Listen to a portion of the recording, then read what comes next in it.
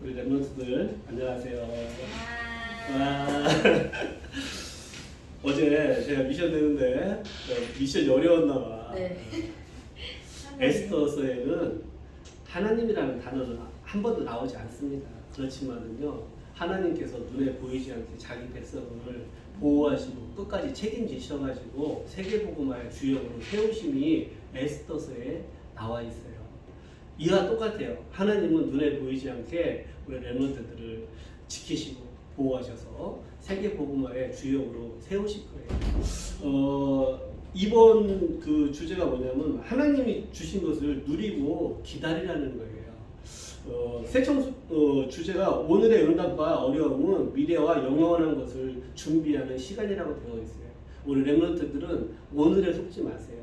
또 나 자신에 속지 마세요. 지금 공부 조금 못하고 그러는 거 결코 문제되지 않아요. 세상에서. 예.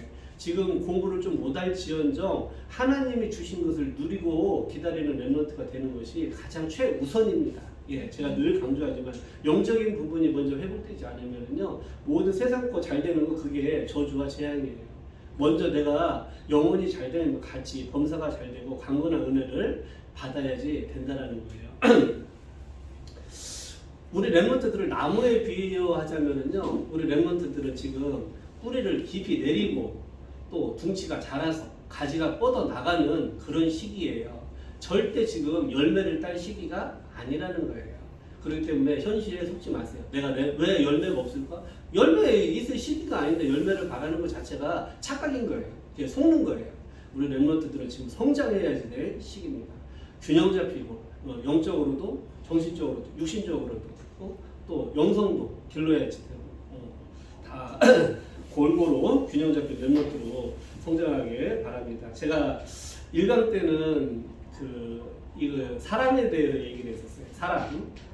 사람은 모두 창세기 3장 이후 태어난 모든 사람이 불신자로 태어납니다.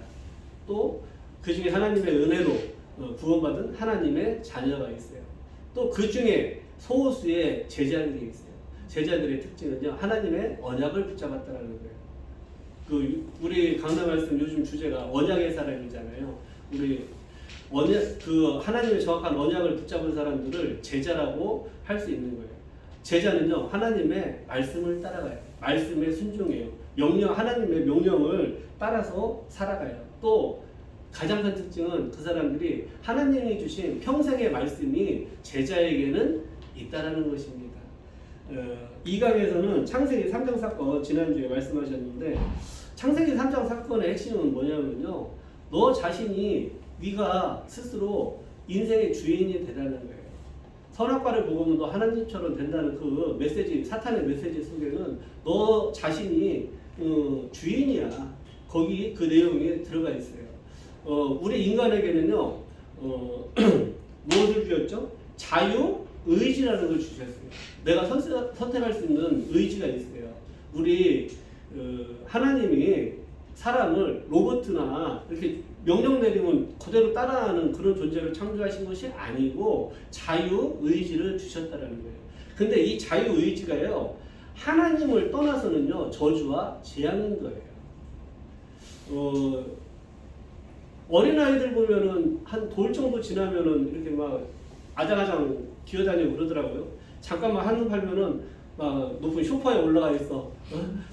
막 가다가 식탁 거기다가 난간에 머리를 들이박기도 해. 예, 그런 아이를 그냥 놔둔다고 생각을 해보세요. 사건과 사고가 끊이지 않겠죠. 그와 마찬가지예요. 하나님을 떠난 인간에게 있는 자유의지가 어린아이와 같다는 거예요. 그렇게 재앙이 가득하다는 얘기예요. 어린아이한테 비유했는데, 어른들은 그럼 뭐 자유의지 가지고 지금 완전하게 살고 있습니까? 아니죠. 세상은 더 큰 문제, 어른들이 만든 더 큰 문제로 고통받고 있어요.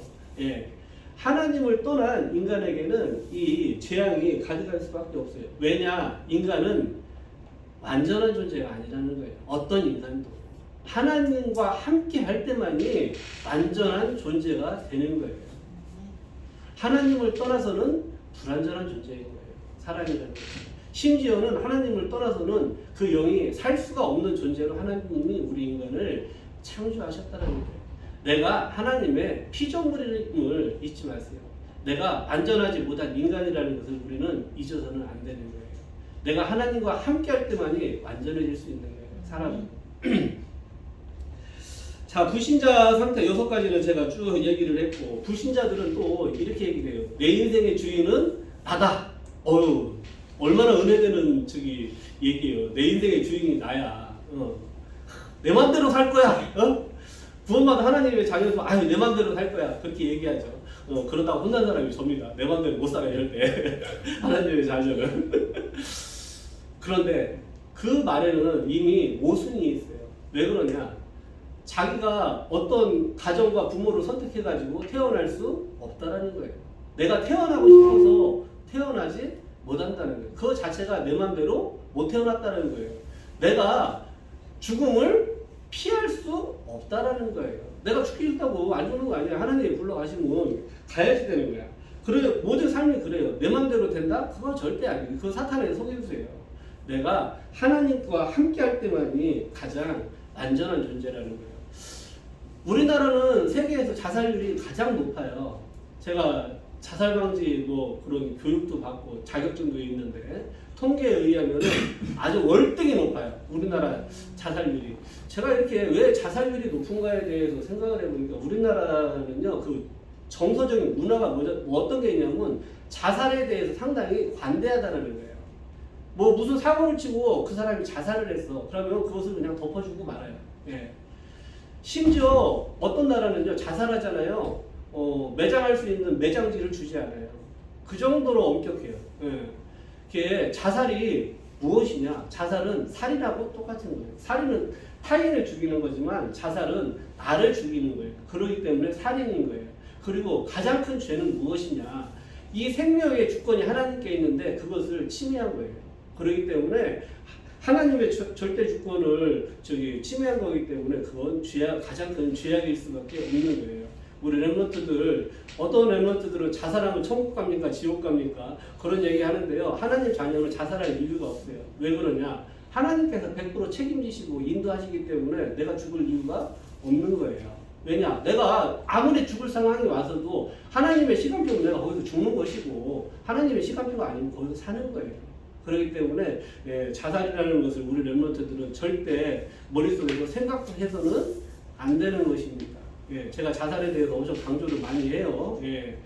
주위에 그런 사람이 여럿 있기 때문에 제가 이런 얘기를 많이 하는 거예요. 그런 증인이기 때문에. 인간은 하나님과 함께 할 때 참 자유와 행복이 있어요. 자, 선악과를 먹었어. 아담과 하와에게 주신 언약이 여자의 후손을 보내셔가지고 뱀의 머리, 사탄의 머리를 박살내시겠다라는 이 언약을 주셨어요. 창세기 3장 21절에는 가죽옷, 아담과 하와에게 짐승을 하나님께서 잡아가지고 가죽옷을 입히셨다라는 거예요. 이 가죽옷이 그리스도 복음을 의미하잖아요. 그리고 또 하나, 아담과 하와의 범죄로 인해서 최초의 희생 사건이 있었다라는 거예요. 가죽이 나오려면은 어떤 것은 반드시 죽어야 되거든요. 그런데 창세기 4장에 보면 아벨이라고 하는 이 제자가 아담과 하와의 아들인데 아벨이 이 희생제사 언약을 붙잡고 양을 치는 자로 나와요. 이 시대에는 양이라는 것이 우리가 하나님께서 우리 사람에게 육식을 허락하시지 않은 시기이기 때문에 육식을 할 수가 없어요. 그런데 왜 양을 쳤냐는 얘기죠. 오직 피제사 언약 붙잡고 평생 양을 친 사람이 아벨이에요. 예수님께서 마태복음에 보면은 23장 35절에 보면은 의인 아벨이라고 표현을 해요. 그리고 최초의 순교자로 아벨을 기록하고 있어요. 희생제사 언약 붙잡았는데 이제 가인에 의해서 살해를 당하는 최초의 살인 사건도 여기서 나옵니다. 창세기 5장에는 쭉 족보가 나와요. 10명이 나오는데 이 사람들이 언약의 사람들이고 또 언약의 주자인 거예요. 우리 육상 경기 중에서 그 바통을 이렇게 전달하는 걸 계주라고 하잖아요. 저는 이 창세기 5장을 보면 계주 경기가 생각나. 이 언약의 바통이 이렇게 전달이 됐구나. 그래서 노아까지 전달되는 내용이 창세기 5장에 나와요. 오늘 드디어 노아 시대가 나온 거예요. 노아 시대는 어땠을까? 이 창세기 6장에 보면은요 잘 나와 있어요. 창세기 3장에서 아담과 하와를 선악과 언약으로 속인 사탄은요, 이 창세기 6장에 보면 네피림으로 표현이 됩니다. 네피림은 무엇이냐?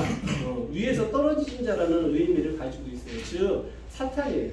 사탄이 하나님의 아들들을 공격을 하는데, 사탄은 항상 눈에 보이는 거, 좋아 보이는 걸로 속여요. 어떻게? 결혼을 가지고 속여요. 결혼을 가지고. 하나님의 아들들이 세상의 딸들과 결혼을 해요.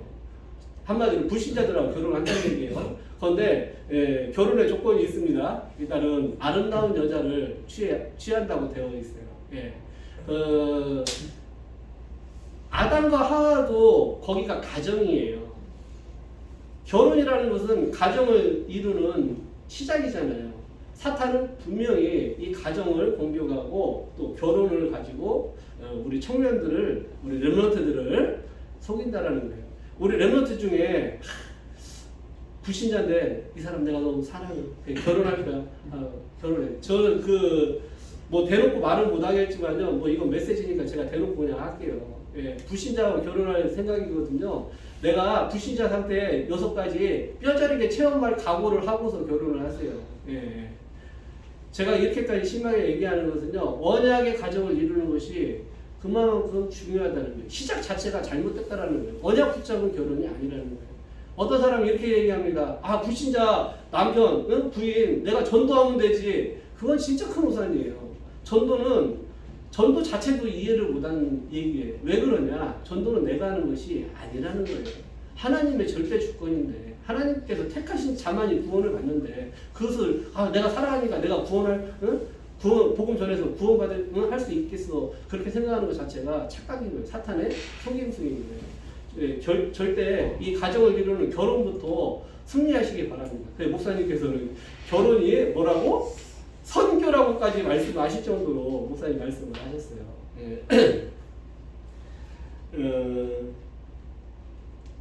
이 시대의 가장 큰 문제가 또 뭐냐면, 네피림 시대의 가장 큰 문제가 뭐냐면요, 하나님과 함께하고 교제해야 되도록 특별하게 창조된 인간이 사탄의 영을 받았다라는 거예요.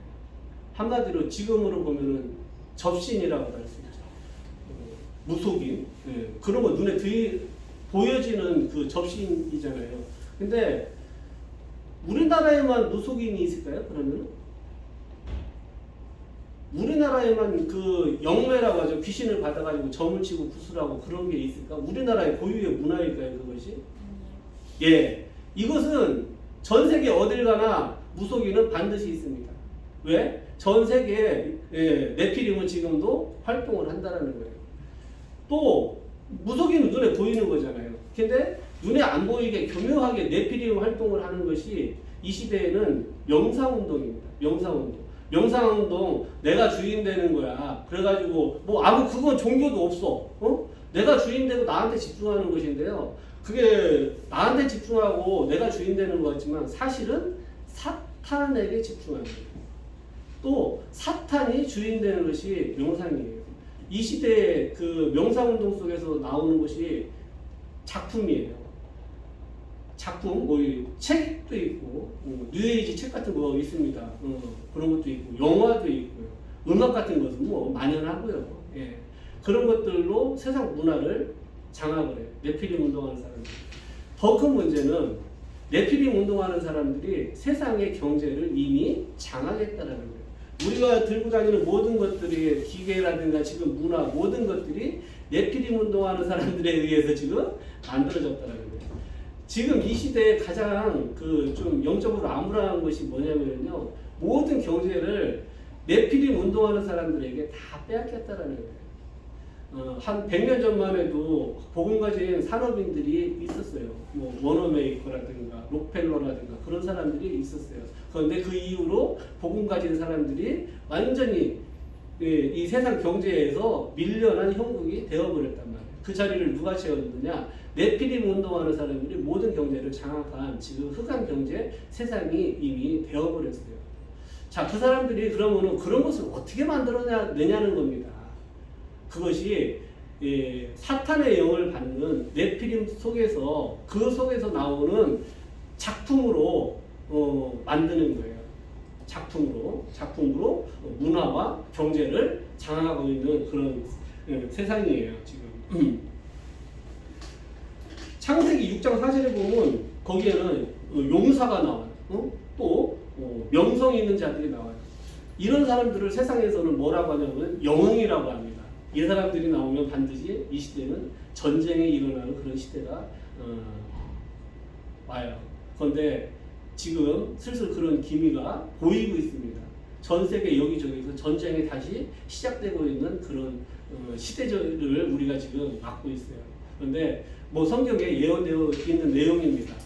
나라와 나라가 대적하고 민족이 민족을 대적한다고 성경에는 나와 있는데 우리는 이 시대에 세계 복음화 원약을 붙잡고 전 세계에 복음을 증거하는 전도자로 우리가 도전을 해야지 내 시간표인 거예요. 하나님의 시간표가. 자, 완전히 하나님이 근심할 만큼 한탄하시고 근심하실 만큼 타락한 세상이 왔어요. 이때 노아에게 언약을 주십니다.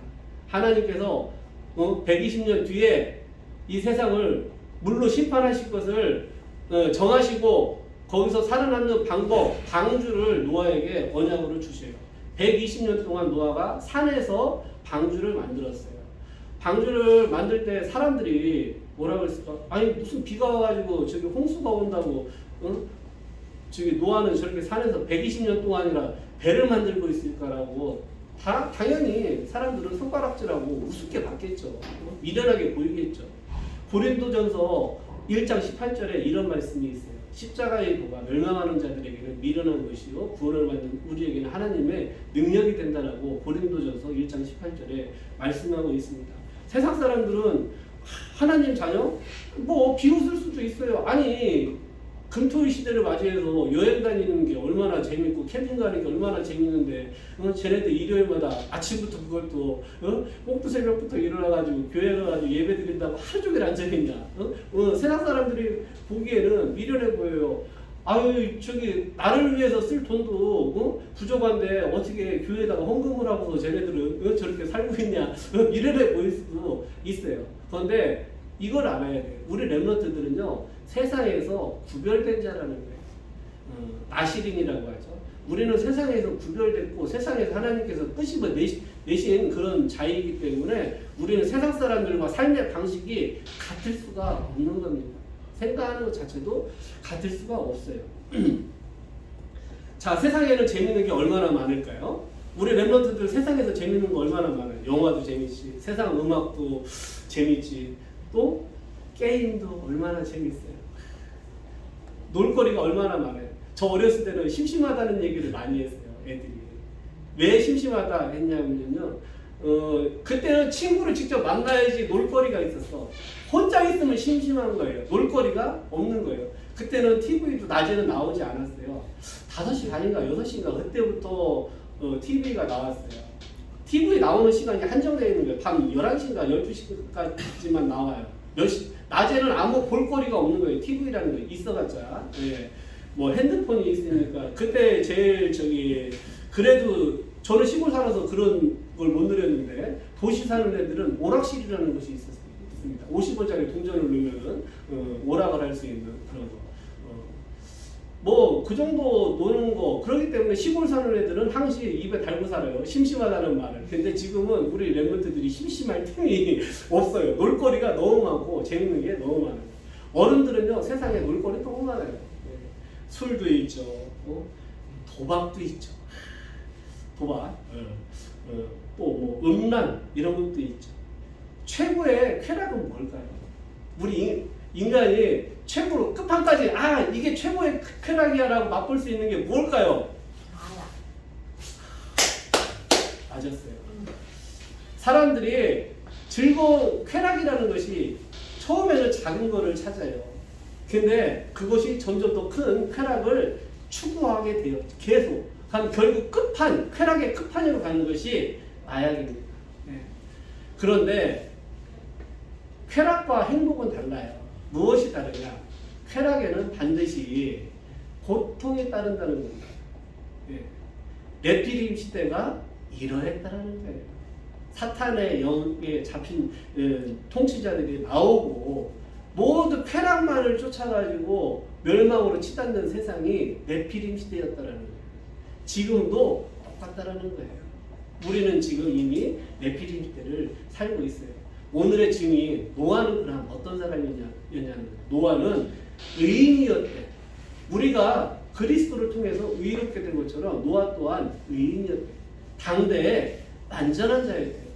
제가 아까 사람은 모두 불완전한 존재라고 했는데 왜 노아는 완전한 자라고 성경에 기록되어 있습니까? 네? 노아는요 완전한 자의 비밀이 뒤에 나와 있었어요. 하나님과 어떻게 했다고? 동행했다는 것입니다. 우리가 하나님과 함께하는 비밀을 누릴 때, 하나님과 동행할 때 완전한 자의 축복을 누릴 수 있는 거예요. 하나님과 동행하는 방법은요 다른 거 없습니다. 우리에게는 완전한 말씀이 있어. 우리에게는요 강단 말씀이 있지, 또 집회 메시지 있지, 또 본부 말씀이 있지, 매일의 기도 수천 말씀이 있지. 우리는 성령님도 받을 수 있는 모든 방법, 시스템을 다 갖추고 있어요. 그것을 하느냐 안 하느냐예요. 그것을 나의 시스템으로 만드느냐 못 만드느냐 그 차이죠. 우리에게는 이미 영적 시스템이 다 준비되어 있어요. 저는 우리 렘넌트들이 이런 렘넌트 되길 바라요. 매일 강단 말씀 한 가지라도 묵상하는 렘넌트 되길 바라요. 매일 기도수천 말씀 묵상하는 그런 렘넌트 되길 바랍니다. 노아가 이렇게 하나님과 동행했는데 방주 언약을 주셨는데 노아가 하나님이 방주 언약을 주셨으니까 내가 일단 배 만드는 조선소에 취업을 해가지고 일단 기술을 배워야지 되겠다 이렇게 한 것이 아니에요. 자, 성경에는 노아가 이제 방주 만드는 과정을 기록하고 있잖아요. 그런데 하나님께서 방주의 설계도를 주셨다라는 거예요. 설계도대로 배를 만들었다는 거예요. 세상 사람들이 사탄의 영을 받아가지고 거기서 나오는 영감으로 작품을 만들고 세상 경제를 장악했잖아요. 하나님께서는 렘넌트라고 해야 될까? 노아 이 한 사람에게 설계도를 주셔가지고 방주를 만들게 하셨다라는 거예요. 이와 똑같아요. 우리가 말씀을 묵상할 때 하나님은 우리에게 무엇을 주시냐? 영감을 주셔요. 그 영감으로 작품을 만드는 거예요. 내가 만드는 것이 아닌 거예요. 그러니까 작품이라는 것이 나에게서 나오는 것이 아니고 이 영적 작품이라는 것이 하나님께로부터 나오는 거예요. 방주가 하나님께로부터 나온 작품이에요. 단지 노아의 손을 빌려서 나온 것 뿐인 거예요. 제가 이번 새청소 가면서 느낀 게 뭐냐면요. 대표적으로 느낀 게 뭐냐면 렘넌트들이 스스로 말씀을 묵상하는 가운데 작품을 만들었다라는 거예요.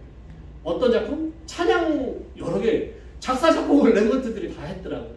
또 춤 추는 거 그런 것도 많이 여러 작품이 소개되었어요. 예전에는 기존에 나와 있던 찬양을 어떻게 기교 있게 잘 찬양하느냐 그런 걸로 심사를 했는데 이제는 그게 아니에요. 렘넌트들 스스로 작사 작곡을 하고 그것을 불러요. 그 노래를 그 정도로 많이 영적으로 성장을 했다라는 거예요. 이것이 앞으로 복음의 작품이 세상에 쏟아져 나올 그런 저는 꿈을 꿨거든요. 이 복음의 작품이라는 것이 그래요. 저는 뭐 우리 세보기 선생님도 봐서 알겠지만 10년 넘도록 하루도 빠짐없이 저는 말씀을 묵상하고 기도문을 만들었어요. 근데 어떤 때는 제가 뭐 가방끈이 기른 사람이 아니에요. 뭐 최종 학력은 고졸밖에 안 되고 별로 이제 공부도 잘 못하던 사람인데 글 쓰는 재주가 당연히 없겠죠. 저는.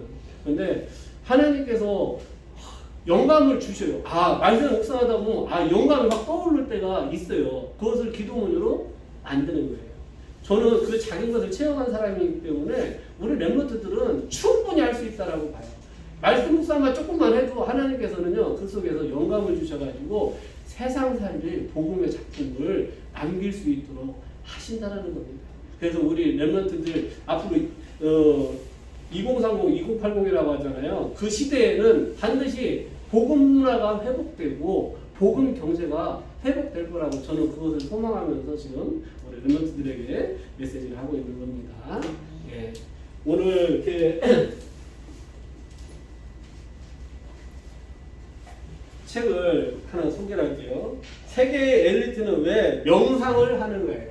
세계 엘리트들이 이 명상 속에서 사탄이 주는 영감을 받아서 작품을 만든다라는 거예요. 명상을 하면 여러 가지 좋은 점에 대해서 쭉 나와 있어요. 근데 일본 사람이 쓴 건데 이 사람이 딱 하나 놓친 게 있어요. 이 책에서 나오지 않는데 제가 얘기하자면요. 이 깊은 명상 속으로 들어가잖아요. 결국에는 귀신이 들린다든가 영적 문제가 반드시 온다라는 거예요. 예. 여기까지 모르죠. 세상 사람들이. 근데 우리 복음 가진 사람들은 알아요. 그러면 이 책에 있는 것을 그대로 따라하면 안 되겠네요 라고 생각할 수도 있어요. 근데 따라하세요. 따라해도 돼. 왜냐? 우리는 이 사람들은 하나님 나에게 집중한다 그렇게 얘기하는데 우리는 하나님께 집중하는 거기 때문에 똑같은 방법으로 해도 그 결과는 다르다는 거예요. 우리는 신분 자체가 하나님의 자녀이기 때문에 이 방법 이게 또 사실상 이 사람들이 개발한 것도 아니에요. 이게 원래 또 하나님 말씀에 성경에 다 나와 있는 거예요. 여기서 가장 강조하는 게 뭐냐면요. 호흡이에요. 호흡에 집중하는 거. 그런 것들이 우리는 하나님의 말씀을 묵상하면서 호흡을 하는 거예요.